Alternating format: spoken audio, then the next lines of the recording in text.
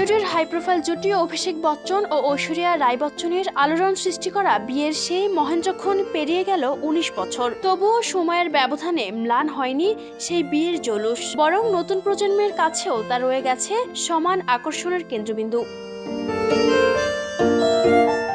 সে সময় সামাজিক যোগাযোগ মাধ্যমের আধিপত্য তেমন ছিল না। সীমিত কিছু ছবি ও ভিডিও এই অপ্রাপ্যতায় যেন কৌতূহল আরও বাড়িয়ে দিয়েছিল। আর ২ দশক পরেও সবচেয়ে বেশি আলোচনায় আসে ঐশ্বরিয়ার সেই রাজকীয় বিয়ের সাজ।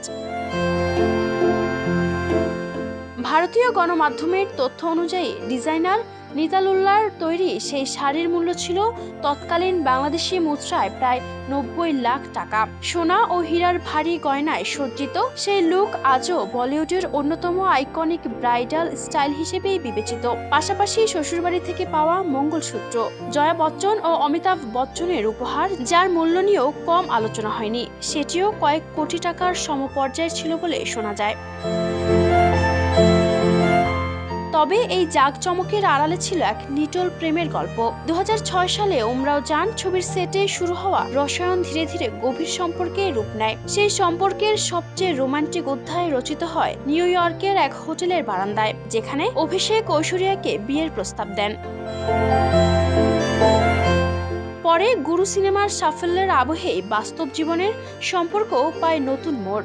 ২০ এপ্রিল হিন্দু রীতিতে বিয়ের বন্ধনে আবদ্ধ হওয়ার পর থেকেই তারা পরিচিতি পান বি টাউনের পাওয়ার কাপল হিসেবে।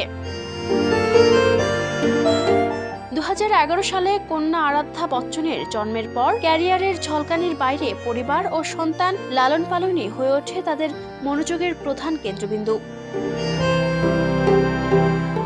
যদিও মাঝে মধ্যেই বিচ্ছেদের গুঞ্জন শোনা গেছে, তবে সময়ের সঙ্গে সঙ্গে জনসমক্ষে একসঙ্গে উপস্থিত হয়ে সেই সব জল্পনাকে বারবার উড়িয়ে দিয়েছেন এই দম্পতি।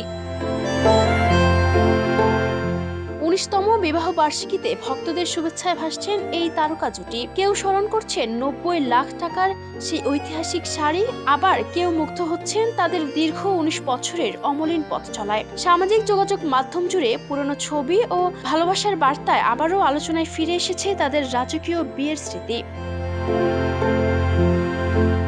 Ayesha Akter Swarna, Campus Times.